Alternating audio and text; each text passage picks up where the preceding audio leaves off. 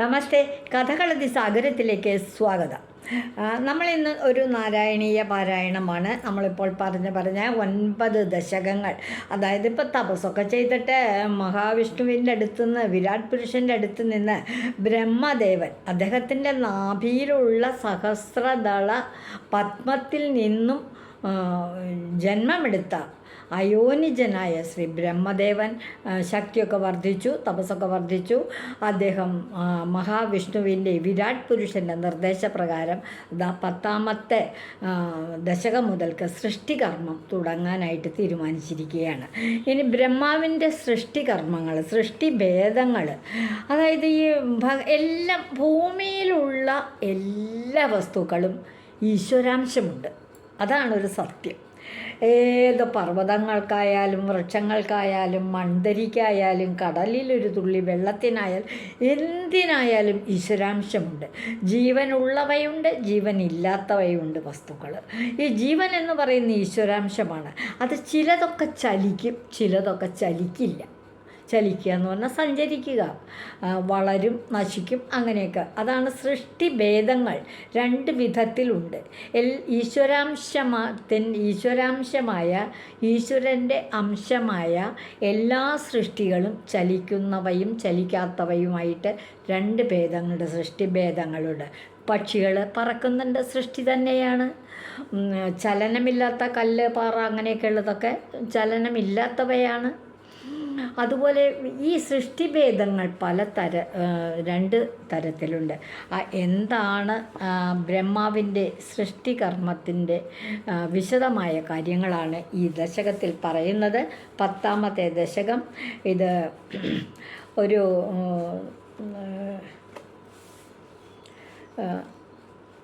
സംസ്കൃതത്തിലെ ഇത് വസന്തതിലകം എന്ന് പറയുന്നൊരു വൃത്തമാണ്. പല വിധത്തിലും ചൊല്ലുന്നത് കേട്ടിട്ടുണ്ട് ഞാൻ.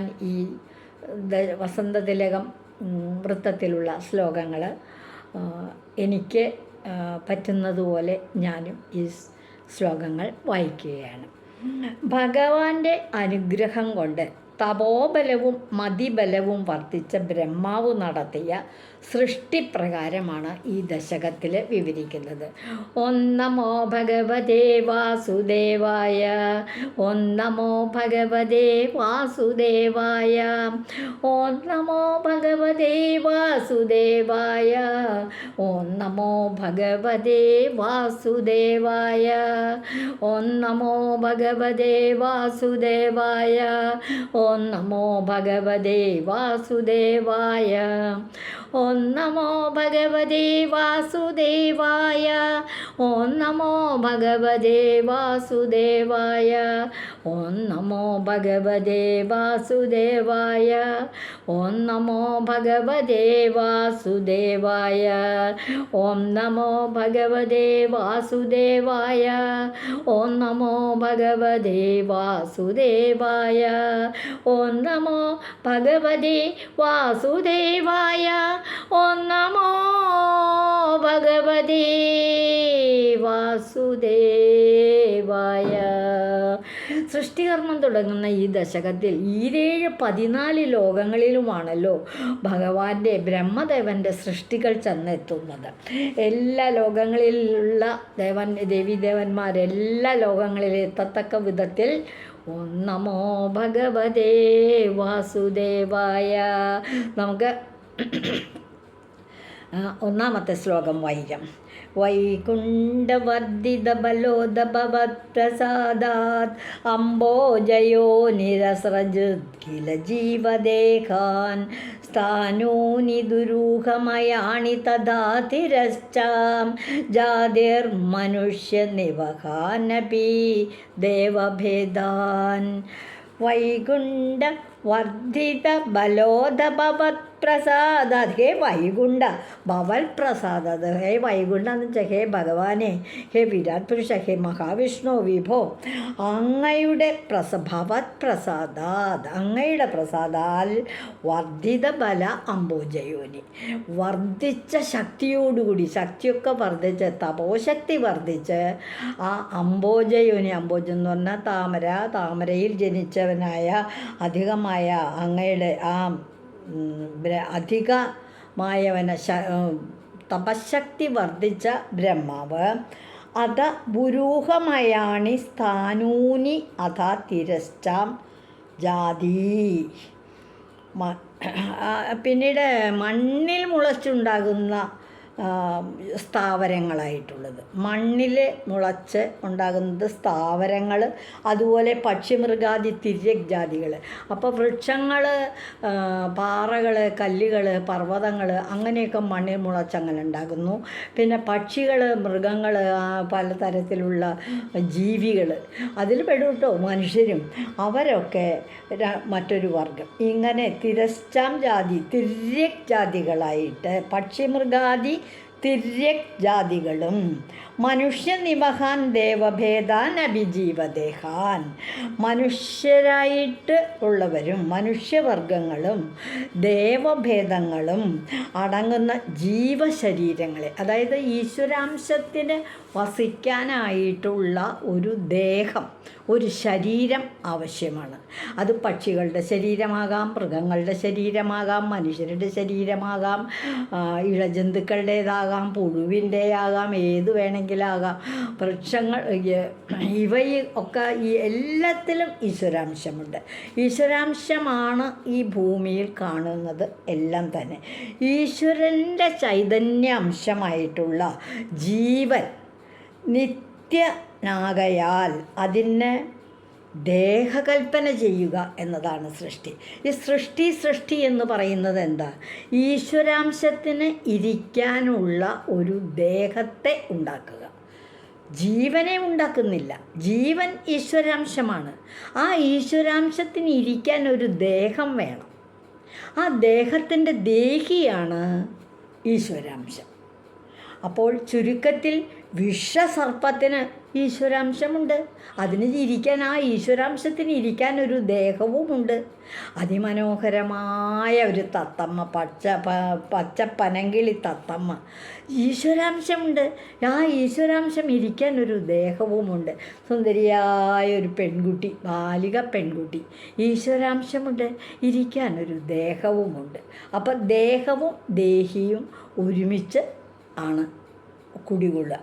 ദേഹം വിട്ട് ദേഹി പോയാൽ പിന്നത്തെ അവസ്ഥ എന്താ? ബാക്കിയുള്ള ആ ദേഹം ജഡമാണ്, ശവശരീരമാണ്. അതാണ് ഈ മരണം എന്ന് പറയുന്നത്. ദേഹം വിട്ട് ദേഹി പോകുന്നു. ബ്രഹ്മാവ് സൃഷ്ടിക്കുമ്പോൾ ദേഹം ഉണ്ടാക്കുന്നു, അതിലേക്ക് ദേഹിയെ വിടുന്നു, ജീവനെ അങ്ങ് വിടുന്നു, ഈശ്വരാംശത്തെ അങ്ങ് വിടുന്നു. അപ്പോൾ ഇളകുന്ന ഇവ സ്ഥാവരമായിട്ടുണ്ട്, ഇളകാത്ത വസ്തുക്കളായിട്ടുണ്ട്, ജംഗമ ഇളകുന്ന വസ്തുക്കളായിട്ടുമുണ്ട്. രണ്ടായിട്ട് വേർതിരിച്ച് കാണാം. ഈ ജംഗമങ്ങളിൽ പെടുന്നതാണ് പക്ഷികളും മൃഗങ്ങളും ജലജീവികളും മനുഷ്യരും ദേവീദേവന്മാരും ഒക്കെ ചലനമുള്ളവയാണ്. മറ്റത് ഈ ചലനം ഇല്ലാത്തവയാണ്. ഇതാണ് സൃഷ്ടിഭേദം. അപ്പോൾ ഈ ശ്ലോകത്തിൽ പറയുന്നത്, വൈകുണ്ഠമൂർത്തി അങ്ങയെ തപസ് ചെയ്തുള്ള തപോബലം വർദ്ധിച്ച് ബ്രഹ്മാവ് സൃഷ്ടികർമ്മം ചെയ്യാൻ തുടങ്ങി. അദ്ദേഹം സ്ഥാവരങ്ങളായിട്ടുള്ള സൃഷ്ടി നടത്തി, ജംഗമങ്ങളായിട്ടുള്ള സൃഷ്ടി നടത്തി. എല്ലാത്തിലും ഈശ്വരാംശം ഉണ്ട്. മനുഷ്യവർഗങ്ങളും ദേവഭേദങ്ങളും അടങ്ങുന്ന ജീവശരീരങ്ങളെയും അദ്ദേഹം തന്നെ സൃഷ്ടിച്ചു. നമുക്ക് ഈ ശ്ലോകം ഒന്നുകൂടെ വായിക്കാം. വൈകുണ്ഠവർദ്ധിത ബലോദഭവത് പ്രസാദാൽ അംബോജയോ നിരസരജത് കില ജീവദേഹാൻ സ്ഥാനൂനി ദുരൂഹമയാണി തഥാ തിരശ്ചാം ജാതിർമനുഷ്യനിബഹാനഭിദേവഭേദാൻ. പരിഭാഷ വരുമ്പോൾ എങ്ങനെയാണ് വരുന്നത് എന്ന് നമുക്ക് നോക്കാം. വൈകുണ്ഠത്തിനധിപതി അവിടുത്തെ വരം മൂലം. വൈകുണ്ഠം എന്ന് പറയുന്ന ആ 17-14 ലോകത്തിന് ഏറ്റവും മുകളിലുള്ള ആ വൈകുണ്ഠ ലോകത്തിലാണ് ഭഗവാൻ ഇരിക്കുന്നത്, വൈകുണ്ഠേശൻ. ആ വൈകുണ്ഠത്തിനധിപതി അവിടുത്തെ വരം മൂലം വീര്യവാനായി ബ്രഹ്മദേവൻ സൃഷ്ടി തുടങ്ങി. തപസ് ചെയ്ത് ശക്തി നേടിയിട്ട് സൃഷ്ടിയൊക്കെ തുടങ്ങി. സ്ഥാവരങ്ങൾ പക്ഷികളും മൃഗങ്ങളും തിര്യജാതി മനുഷ്യരും ദേവഭേദ ജീവജാലവും. ബ്രഹ്മാവിൻ്റെ സൃഷ്ടി 2 വിധത്തിലാണ്. സൃഷ്ടികളിലെല്ലാം ഈശ്വരാംശമുണ്ട്. ഒന്ന് സ്ഥാവരങ്ങൾ, മറ്റൊന്ന് ജംഗമങ്ങൾ. സ്ഥാവര വസ്തുക്കൾ എന്ന് പറയുന്നത് പക്ഷികൾ, മൃഗങ്ങൾ തുടങ്ങിയവ. മനുഷ്യർ, ദേവ ജീവജാലങ്ങൾ ഒക്കെ ഇങ്ങനെയുള്ള സൃഷ്ടികളെല്ലാം തുടങ്ങി. വൈകുണ്ഠത്തിനധിപതി അവിടുത്തെ വരം മൂലം വീര്യവാനായി ബ്രഹ്മദേവൻ സൃഷ്ടി തുടങ്ങി. സ്ഥാവരങ്ങൾ പക്ഷികൾ മൃഗങ്ങളും തിര്യജാതി മനുഷ്യരും ദേവഭേദ ജീവജാലവും. 2ാമത്തെ ശ്ലോകത്തിലേക്ക് പോവുകയാണ്. തമപ്രധാനമായ സൃഷ്ടികളുടെ കാര്യമാണ് ഈ ശ്ലോകത്തിൽ വിശ്വസിക്കുന്നത്. സത്വം, തമസ്, രജസ്, ഇങ്ങനെ 3 ഗുണങ്ങളുണ്ടല്ലോ, ത്രിഗുണങ്ങൾ. സത്വഗുണം, രജോ ഗുണം, തമോ ഗുണം. അതിൽ തമസ്സിന് പ്രാധാന്യം നൽകുന്ന സൃഷ്ടിയാണ് ഇനി വരുന്നത്. മിഥ്യാഗ്രഹസ്മിതരാഗവികോപഭീതി അജ്ഞാനവൃത്തിമിതി പഞ്ചവിധം സസൃഷ്ട ഉദ്ദാമദാസപദാർത്ഥവിധാനദൂന തേന ത്വദീയചരണസ്മരണം വിശുദ്ധൈ.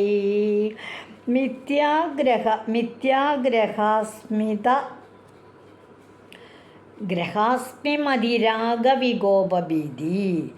സ എന്ന് പറഞ്ഞാൽ ആ ബ്രഹ്മാവ്, ഈ സൃഷ്ടികർമ്മം നടത്തുന്ന ബ്രഹ്മാവ് തെറ്റിദ്ധരിക്കൽ, പ്രപഞ്ചം യഥാർത്ഥമാണെന്നുള്ളൊരു ബോധം, അതാണ് മിഥ്യ എന്ന് പറഞ്ഞാൽ ഒരു തെറ്റിദ്ധാരണ. അതൊക്കെ വെറും മിഥ്യാധാരണയാണ് എന്ന് പറഞ്ഞാൽ തെറ്റിദ്ധാരണയാണ്. യാഥാർത്ഥ്യം അങ്ങനെയൊന്നുമല്ല. പ്രപഞ്ചം യഥാർത്ഥമാണെന്നുള്ളൊരു ബോധം, അതാണ് പറയുന്നത്. അഹം, ബുദ്ധി, രാഗം, കോപം. മതി എന്ന് പറഞ്ഞാൽ ബുദ്ധി. എന്തൊക്കെയാണ് ആദ്യം സൃഷ്ടിച്ചത്? മിഥ്യാഗ്രഹാസ്മി, മതി, മൃത്യാഗ്രഹാസ്മി, ഒരു തെറ്റിദ്ധരിക്കൽ. അഹം, ബുദ്ധി, രാഗം, കോപം, ഭയം, ഈ 5 കൂട്ടം. അഹം എന്ന് പറയുന്ന അഹങ്കാരം, ഞാനെന്ന ഭാവം, അതാണ് അഹംഭാവം, അഹംകാരം. പിന്നെ ബുദ്ധി, അതിൻ്റെ ഒപ്പം തന്നെ ഉണ്ടാകുന്നതാണ് ബുദ്ധിയും. രാഗം, സ്നേഹം പലതരത്തിലുണ്ട്. അമ്മയ്ക്കും കുഞ്ഞിനും തമ്മിലുണ്ട്, അച്ഛനും മകളും തമ്മിലുണ്ട്. രാഗം എന്ന് പറഞ്ഞാൽ സ്നേഹം, ആർക്കും ആരോടെപ്പോഴും ആവാം. പിന്നെയോ കോപം, അത് വല്ലാത്തൊരു വികാരമാണ്. ദേഷ്യം, എന്തെന്നില്ലാത്ത കോപം. പിന്നെയോ ഭയം, നിങ്ങളോട് കാണുമ്പോഴേക്കും ഒരു ഭയം തോന്നൽ. ഇവയൊക്കെ എന്നിങ്ങനെ 5 വിധത്തിൽ, ഇതി പഞ്ചവിധാം, ഈ 5 വിധത്തിൽ അജ്ഞാനകാര്യങ്ങൾ, അജ്ഞാനവൃത്തി സൃഷ്ടിയ, അജ്ഞാനവൃത്തികൾ അങ്ങോട്ട് സൃഷ്ടിച്ചു. ഉദ്ദാമദാമസ പദാർത്ഥവിധാനദൂന, അത്യധികം ഉദ്ദാമ താമസ, കൂടുതൽ അത്യധികം തമോ ഗുണമുള്ള ഇവയുടെ സൃഷ്ടി കൊണ്ട് പശ്ചാത്തപിക്കുകയാണ്. അഹങ്കാരം സൃഷ്ടിച്ചൂലോ, കോപം സൃഷ്ടിച്ചൂലോ, അതൊക്കെ ദോഷം വരുന്ന കാര്യങ്ങളല്ലേ. ഭയമാണെങ്കിൽ അതിലപ്പുറം, അഹങ്കാരമോ, അതൊക്കെ ഇവയൊക്കെ.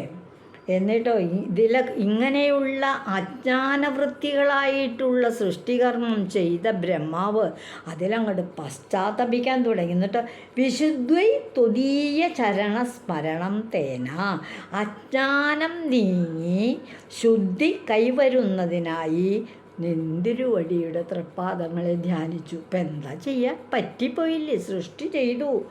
അജ്ഞാനം എന്ന് വെച്ചാൽ ആത്മസ്വരൂപം തിരിച്ചറിയാതിരിക്കുക, ഭഗവാനെ മനസ്സിലാക്കാൻ പറ്റാതെ വരിക.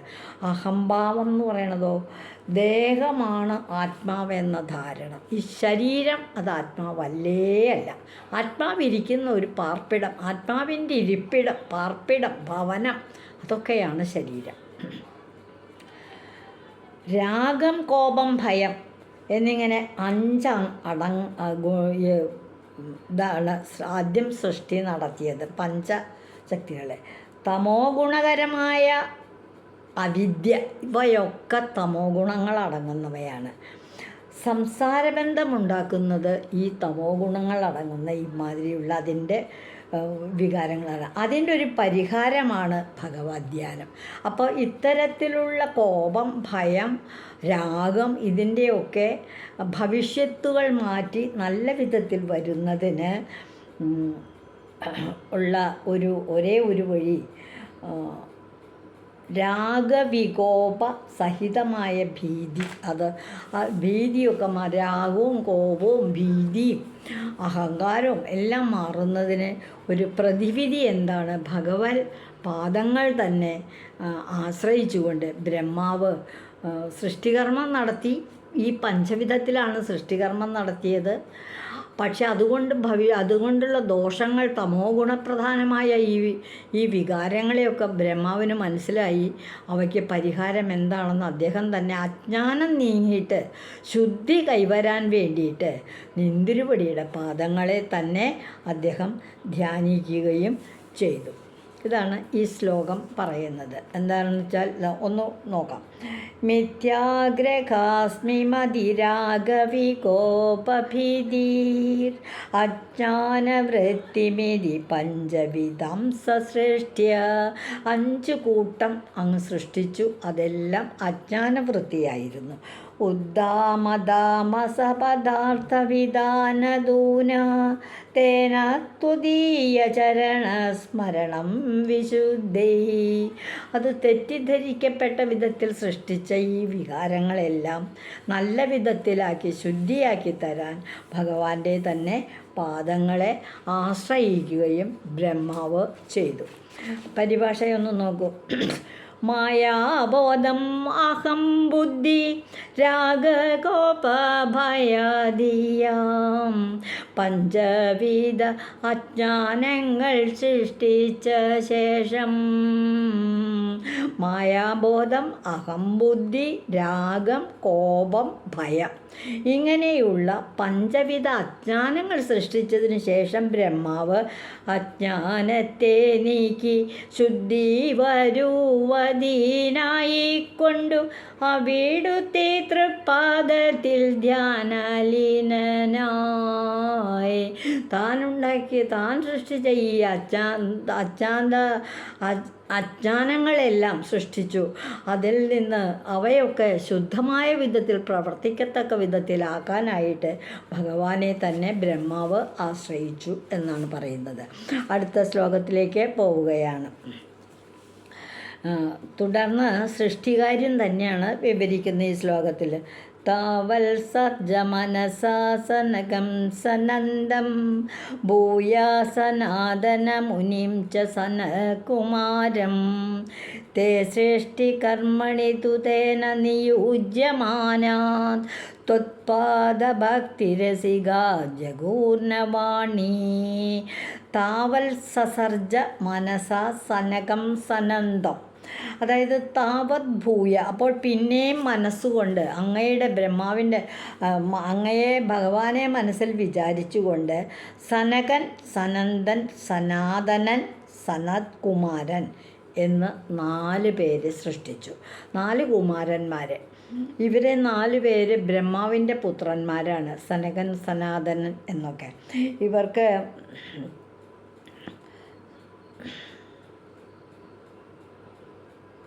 മനസ്സുകൊണ്ട് ആദ്യം സൃഷ്ടിക്കപ്പെട്ടവരാണ്. അപ്പോൾ ബ്രഹ്മാവിൻ്റെ ശരീരത്തിൻ്റെ എല്ലാ ഭാഗങ്ങളും എല്ലാ അവയവങ്ങളും സൃഷ്ടികർമ്മം നടത്തുന്നുണ്ട്. കണ്ണും കാതും തലയും കയ്യും കാലും പെരുവിരലും ചെറുവിരലും തുടയെല്ലും ഹൃദയവുമല്ല. പക്ഷെ മനസ്സുകൊണ്ട് ആദ്യം നടത്തിയ ഒരു സൃഷ്ടിയാണ് സനകാദികൾ. അതിൽ 4 പേരാണവർ, 4 കുട്ടികൾ, ആൺകുട്ടികൾ. സനകൻ, സനന്ദൻ, സനാതനൻ, സനൽകുമാരൻ. ഇവർക്ക് ഇന്നും ഒരേ പ്രായമാണ്, ഒരേപോലെയാണ് വളർച്ച. ജനിക്കുമ്പോൾ എത്ര വളർച്ച ഉണ്ട്? ഒരു 4-5 വയസ്സായ ആൺകുട്ടികളുടെ വളർച്ച അപ്പോൾ ഉണ്ട്. ആ വളർച്ച തന്നെയാണ് പിന്നീടുള്ള ഭാഗവതത്തിലൊക്കെ ഈ സനൽകുമാരന്മാരെ, ഈ സനകാദികളെ പലപ്പോഴും പല സ്ഥലത്തും ഒക്കെ പറയുന്നുണ്ട്. അവർക്ക് എന്നും ഒരേ പ്രായമാണ്, അവർ കുട്ടികളാണ്, അങ്ങനെയാണ്. അപ്പം അവരെയാണ് സനാതനൻ, സനൽകുമാരൻ എന്നിവരെ ആദ്യം സൃഷ്ടിച്ചു. അതാണ് പറയുന്നത്. താവത് ഭൂയ അങ്ങയുടെ മനസാ സനകം സനന്ദം സനാതന മുനിം ച സനൽകുമാരം. 4 പേരെയും മനസ്സുകൊണ്ട്, മനസ്സിൽ നിന്ന്, ബ്രഹ്മാവിൻ്റെ മനസ്സിൽ നിന്നും ജന്മം കൊണ്ടവരാണവർ. തേ സൃഷ്ടികർമ്മണി ത്വത്പാദ ഭക്തിരസിക. അങ്ങയുടെ അങ്ങയോടുള്ള അവരുടെ ആ ഭക്തിരസം അറിയുന്നവരാകട്ടെ. തേ തൂ തേന സൃഷ്ടികർമ്മണി നിയൂജ്യമാന. ബ്രഹ്മാവ് ഉടനെ തന്നെ പറഞ്ഞു, ഇവരെ അങ്ങോട്ട് 4 കുട്ടികളെ കണ്ടപ്പോൾ ബ്രഹ്മാവിന് തൻ്റെ പുത്രന്മാരെ 4 പേരെയും കണ്ട ഇനിയിപ്പോൾ ഞാൻ തന്നെ വേണ്ടല്ലോ സൃഷ്ടികർമ്മം നടത്താൻ. ഇപ്പം 4 പേരും കൂടി എനിക്ക് പുത്രന്മാരായിട്ട് വന്നൂല്ലോ. അപ്പോൾ ഇനിയുള്ള കാലം എന്നെ സൃഷ്ടികർമ്മത്തിൽ ഇവരും സഹായിക്കും എന്ന് അദ്ദേഹം ഒന്ന് ആഗ്രഹിച്ചു. അത് അദ്ദേഹം ബ്രഹ്മാവ് സൃഷ്ടിക്ക് വേണ്ടി അവരെ പ്രേരിപ്പിക്കുകയും ചെയ്തു. അതാണ് പറയുന്നത്, തൂ തേന സൃഷ്ടികർമ്മാണി. അങ്ങ് അവരെ സൃഷ്ടികർമ്മം നടത്തുന്നതിന് പ്രേരിപ്പിച്ചു. പക്ഷെ നിയൂജ്യമാന, അങ്ങനെ ഒന്ന് പ്രേരിപ്പിച്ചിട്ടും പ്രോത്സാഹിപ്പിച്ചിട്ടും വാണിന്ന ജഗു, വാണിന്ന് വെച്ചാൽ വാക്ക്, ജഗൃഹു, വാക്കൊട്ടും വകവച്ചില്ല എന്ന് പറഞ്ഞാൽ അച്ഛനായ ബ്രഹ്മാവ് പറഞ്ഞത് ഈ സനകാദികളായ ഈ 4 പുത്രന്മാരും അനുസരിച്ചില്ല, അവർ കൂട്ടാക്കിയില്ല. അവർക്ക് സൃഷ്ടികർമ്മം ഒന്നും നടത്താൻ പറ്റില്ല, ഞങ്ങൾക്ക് ഭക്തിമാർഗത്തിലൂടെ പോയാൽ മതി എന്നും പറഞ്ഞ് സൃഷ്ടികർമ്മത്തിന് ബ്രഹ്മാവിനെ സഹായിക്കാൻ നിന്നില്ല. അതാണ് പറയുന്നത്, തവത്സ സജേ മനസ സനകം സനന്ദം ഭൂയ സനാതന മുനിം ച സനത്കുമാരം തേ സൃഷ്ടികർമ്മണി തു തേന നിയുജ്യമാന ത്വത്പാദഭക്തിരസിക ജഗൂർണവാണീം. അങ്ങയുടെ വാക്ക് കേൾക്കാനായിട്ട് അവർ കൂട്ടാക്കിയില്ല, അവർ സൃഷ്ടികർമ്മം നടത്തുന്ന കാര്യത്തിൽ അങ്ങയെ സഹായിച്ചുമില്ല. സനകനെ സനന്ദനെ സനാതന മുനിയേയും സനൽകുമാരകനെയും സൃഷ്ടിയും ചെയ്തു. ബ്രഹ്മാവ് 4 പുത്രന്മാരെ സൃഷ്ടിച്ചു. ഈ സനകാദികൾ എന്ന പേരിൽ അറിയുന്ന സനകൻ, സനന്ദൻ, സനാതനൻ, സനൽകുമാരൻ. സൃഷ്ടി ചെയ്യാനുള്ള ബ്രഹ്മദേവൻ തൻ്റെ അപേക്ഷയെ നിരസിച്ചു ഭവൽ ഭക്തി രസികരവർ. ബ്രഹ്മാവ് പറഞ്ഞു, എന്നെ പോലെ തന്നെ നിങ്ങളും സൃഷ്ടികർമ്മം തുടങ്ങിക്കോളൂ. എന്നാൽ അങ്ങയുടെ ഭക്തനായ, ഭഗവാന്റെ ഭക്തനായ, മഹാവിഷ്ണുവിൻ്റെ ഭക്തനായ അവരെ ബ്രഹ്മാവിൻ്റെ വാക്ക് ചെവിക്കൊണ്ടില്ല എന്നാണ് പറയുന്നത്. ഇനി നമുക്ക്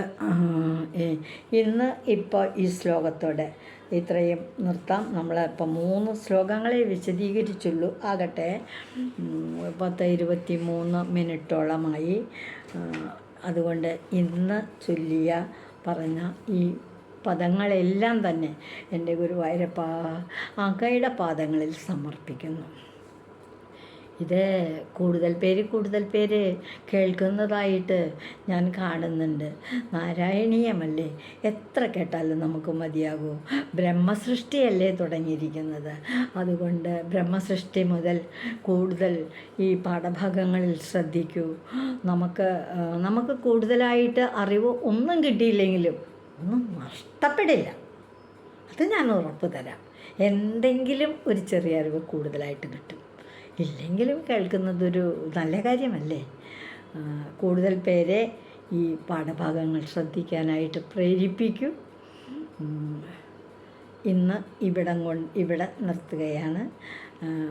ഈ എല്ലാ പദങ്ങളും ഇന്ന് പറഞ്ഞ എല്ലാ നാമങ്ങളും ഗുരുവായൂരപ്പൻ്റെ തൃപ്പാദങ്ങളിൽ സമർപ്പിക്കുന്നു. ഭഗവാനെ എല്ലാവരെയും അനുഗ്രഹിക്കണേ.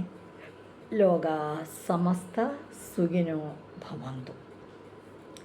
ഇതുവഴി വന്നാലും ഇത്തിരി നേരമിരുന്നാലും കഥകൾ കേട്ടാലും കളിയായി പറയും കഥയാണേ, കാര്യം പറയും കഥയാണേ. ഞാൻ നിങ്ങളുടെ പ്രിയപ്പെട്ട മാലതി ചേച്ചി. നമുക്ക് ഒരുമിച്ച് ഇനിയും അടുത്ത നാരായണീയ ക്ലാസ്സിൽ കാണാം. എല്ലാവർക്കും എൻ്റെ നന്ദി.